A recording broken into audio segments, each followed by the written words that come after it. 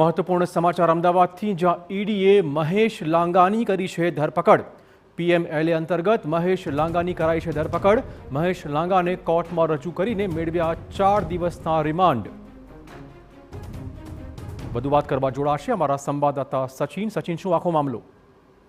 ચિરાગ, આપણે જોયું છે કે અગાઉ પણ મહેશ લાંગાની જે ધરપકડ છે, ધરપકડ ક્રાઇમ બ્રાન્ચ દ્વારા કરવામાં આવી હતી અને એ દ્વારા જે છે પીએમએલએ અંતર્ગત એમની ધરપકડ કરવામાં આવી છે અને ધરપકડ કરીને એમને કોર્ટમાં રજૂ કરવામાં આવ્યા છે અને ફર્ધર 4 દિવસના રિમાન્ડ માંગવામાં આવ્યા છે અને 4 દિવસના રિમાન્ડ દરમિયાન ઈડીની પૂછપરછમાં વધુ ખુલાસાઓ બહાર આવી શકે છે। જીએસટીનું આખું જે કૌભાંડ હતું, જેમાં મહેશ લાંગાની ક્રાઇમ બ્રાન્ચે ધરપકડ કરી હતી અને તપાસમાં આગળ હવે ઈડીએ પીએમએલએ અંતર્ગત જે તપાસ છે, તપાસના આધારે મહેશ લાંગાની ધરપકડ કરી છે।